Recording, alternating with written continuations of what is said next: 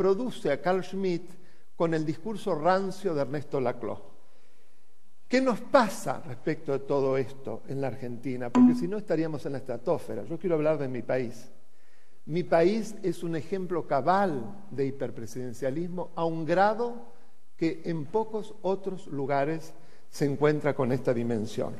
Es decir, nos hemos encargado de destruir la separación de los poderes, de destruir la independencia de la justicia, de destruir el federalismo y de todo insuflarlo en la cultura del odio, es decir, el discurso de amigo-enemigo. El que no piensa como yo es un enemigo que hay que destruir, no es un adversario con el que hay que dialogar, no hay posibilidad de diálogo y todo el aparato estatal se encarga rápidamente de estigmatizar a ese grupo o a esa persona que se transforma en el enemigo. Tampoco es original, es Goebbels puro, es el nazismo. Y también Stalin tenía mucho de todo esto, han abrevado en muy distintas fuentes. La independencia de la justicia, estoy totalmente de acuerdo con lo que decía Jaime Bermúdez, es la clave de bóveda para lograr que los derechos sean una realidad y para lograr la separación de poderes. Si un ejecutivo no apoya a los jueces independientes, sino que les da la espalda, si un ejecutivo manda a la policía para seguir una jueza como la doctora Sarmiento, porque falló conforme a derecho durante la crisis del campo, y además transforma al padre de esa señora en un genocida cuando era todo mentira, evidentemente los jueces van a encarmentar y se van a transformar en muy timoratos, porque no tienen por qué ser héroes. Pero el problema es hacer esos procederes. Doy solo ejemplos porque son tantas las situaciones que no me alcanzaría el tiempo para poder llegar a lo que quiero decir. Esto se acompaña con toda una matriz normativa que yo llamo la matriz K y que es la siguiente, le voy a decir en pocas palabras. Casi todas estas normas, y voy a dar muy pocos ejemplos, tienen el siguiente esquema. Una primer parte que es miel para la oreja.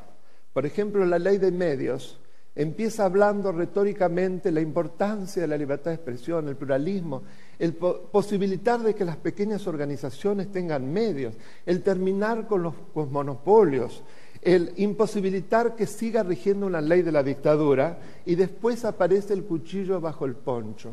¿Cuál es en este caso? La AFSCA. La AFSCA es un organismo que está pensado para que siempre el oficialismo de turno lo dirija, pero con facultades, que es el otro artículo perverso, que son una explícita censura indirecta, es decir, violatorio del artículo 13 de la Convención Americana de Derechos Humanos. Y lo hemos visto después de 5 años de funcionamiento. El Estado, el gobierno en realidad que se cree Estado, l'État c'est moi, hemos vuelto a Luis XIV, en los discursos la presidenta siempre lo dice, yo soy el Estado. Tiene más del 80% del dominio de los medios, el resto quedan unos pocos, entre los cuales el Grupo Clarín. Afortunadamente es fuerte, porque si no ya lo hubieran destruido, y podemos escuchar muchas voces que nos dan y nos informan lo que realmente ocurre. La ley antiterrorista, otra, que era para combatir al terrorismo, porque el terrorismo internacional poesía la primera parte. No, crea tipos penales en blanco.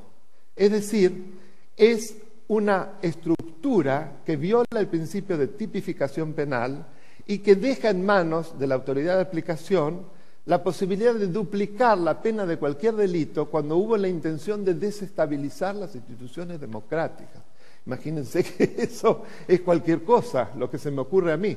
Y ustedes vieron las 2 primeras aplicaciones que se quisieron hacer, que por suerte la sociedad no lo permitió. Una contra un periodista de Santiago del Estero que tenía una página web y porque estaba filmando a la policía del señor Zamora, que es un feudo total, un autócrata total, un nepotismo repugnante, lo metieron preso. Tuvo varios días preso. ¿De qué progresismo me hablan? Y después contra una empresa por el simple hecho de que es multinacional y no le daba la ecuación económica, entonces era un terrorista.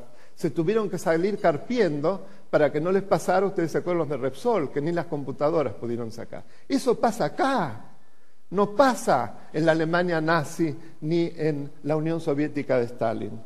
Tomemos conciencia, pasa acá. Y ahora aparece el proyecto de Código Procesal Penal, en donde tuvimos a la presidenta ayer como profesora de Derecho hablando, ¿no? Sin embargo, cometió errores realmente calamitosos desde el punto de vista del conocimiento del derecho, tanto que ya presumía que no era abogada. Ahora tengo prácticamente la convicción.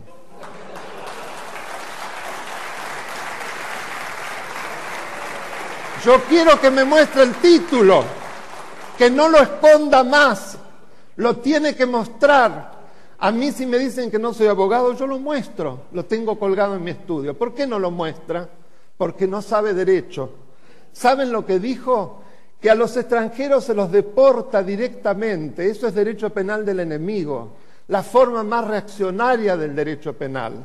Pero además, eso es convertir a estos señores en una invitación a seguir delinquiendo. Porque qué mejor que no juzgarlos. Vamos a hacer el gran santuario del delito. Vengan extranjeros y total los echamos. ¿No? Va a ser bárbaro. Miren qué linda manera de combatir el delito tiene esta señora profesora de Derecho, que no creo que sea abogada. Estoy casi convencido. Ahora que muestra el título. Y esto no se termina ahí. ¿Saben a quién quiere empoderar? Con un sistema inquisitorio que es cierto que es bueno, pero acá viene el cuchillo bajo el poncho. La quiere empoderar a la señora Gil Carbó.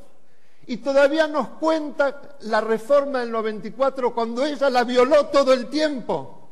Puso a la encubridora general de la Nación, no a la procuradora. El Ministerio Público es para la protección de los derechos y el patrimonio del Estado, no para defender a Lázaro Báez. Porque el único fiscal que defendió a Lázaro Báez casi lo echan, lo suspendieron. Tuvieron la perversidad un señor viudo con 5 hijos de bajarle el sueldo, lo cual es una medida extrema que nunca se había aplicado. Eso se hace en la Argentina. Pues bien, imagínense, eso es el método inquisitorio que nos va a proteger. No, va a encubrir a todos los amigos del poder, porque cuidado, están buscando la impunidad. Ya en el pésimo Código Civil y Comercial ponen la irresponsabilidad civil de los funcionarios públicos. Acá pasamos a la penal. Cuidado, vienen por eso. Y se van todos tranquilos después de haber desvalijado lo que se les dio la gana, ¿no? Entonces, vamos a lo propositivo. Primer lugar, acá ha habido un cambio de régimen, señores. No estamos en democracia, es un sistema autoritario. Y para salir hay que ser como hizo, por ejemplo, Portugal después del tiempo tan largo de su falangismo, como hizo Francia después de la Segunda Guerra Mundial, como lo hizo Alemania. Es decir, todos se tienen que unir para hacer un gobierno de coalición sobre ciertas políticas públicas básicas. ¿Cuál es el primer punto? El cumplimiento irrestricto de la Constitución y de la ley. Sigamos a Carlos Santiago Nino. Eso es lo primero. No estemos más al margen de la ley. El libro donde él decía eso se llamaba Un país al margen de la ley. Lo segundo, el combate a la corrupción. Y el panel anterior fue sobre narcotráfico. ¿Saben dónde florece el narcotráfico? Donde hay corrupción. ¿Por qué? Porque tiene mucho que ver con el financiamiento de las campañas electorales. El sistema que tenemos nosotros de control es el peor de toda América Latina. Reposa en gran parte en manos del Ministerio del Interior. Imagínense ustedes. Es el zorro cuidando a las gallinas. No por casualidad, con el tema, ¿se acuerda de los, cómo se llamaban estas sustancias químicas? Exactamente, vieron todos estos señores que habían aportado a la campaña. Estoy diciendo hechos. Qué curioso, ¿no? Esforza, todos estos personajes. Muy bien. Entonces, tenemos que restablecer la separación de poderes. Eso es fundamental. No existe. Ustedes vieron lo que es el Congreso, con una mayoría remanente, por un sistema muy conservador que tiene nuestra Constitución, hay que respetarla, pero eso no quiere decir que el que tiene circunstancialmente la mayoría tiene que arrasar con proyectos inconstitucionales, con normas absolutamente violatorias de tratados internacionales, permanentemente para salvarse y para decir que se va por todo. Ya esa expresión es antidemocrática, la cultura del vamos por todo. Eso hay que sacarlo de cuajo. terminar con la impunidad, obviamente, y restablecer la libertad de expresión, que está muy sesgada, señores. Pregunten a los periodistas rasos cómo les va. Y las pocas fuentes que tienen para ir a trabajar, porque se han tragado más del 80% de los medios. Y no están en manos de cooperativas, no están en manos de pequeñas expresiones de pueblos aborígenes, como dice la ley. Está en manos de amigos, de capitalismo de amigos, por favor. Hay que desenmascarar todo esto. Hay que terminar con el reeleccionismo y el nepotismo. Basta de un matrimonio presidencial. En Guatemala, el Tribunal Constitucional de Guatemala lo impidió al presidente Colom y a su mujer. Sería largo explicarlo. No estoy hablando de Suiza.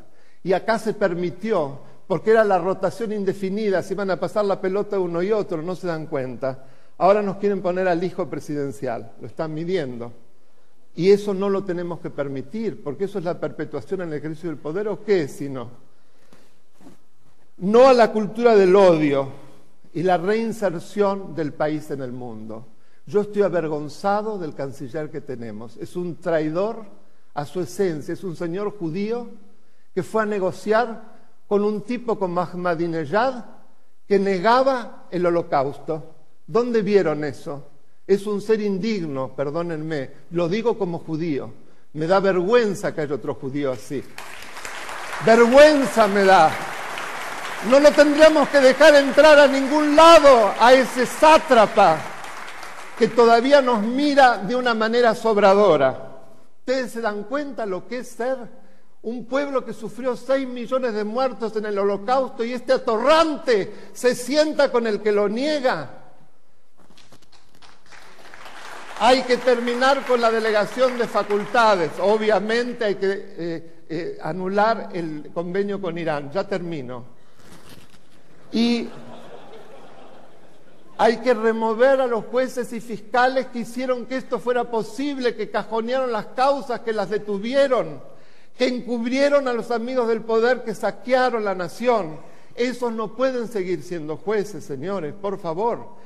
Hay que aplicar el concepto de sentencia írrita que se ha desarrollado en un excelente libro que hace poco presentó Carlos Rosenkrantz, que por ahí debe andar, que es de los señores Federico Morgenstern y Guillermo Orce, y que recién acabo de ver que está siendo objeto de estudio en la Universidad de Harvard como un modelo de lucha contra la corrupción.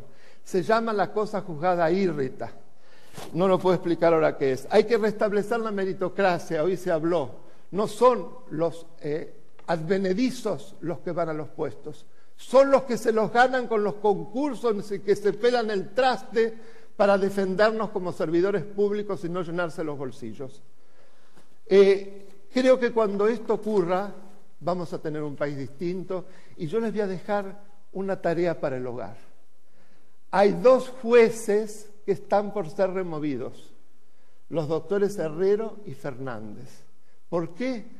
Porque son jueces federales de la Seguridad Social que fallaban a favor de que los jubilados puedan recibir sus reajustes jubilatorios y no morirse antes.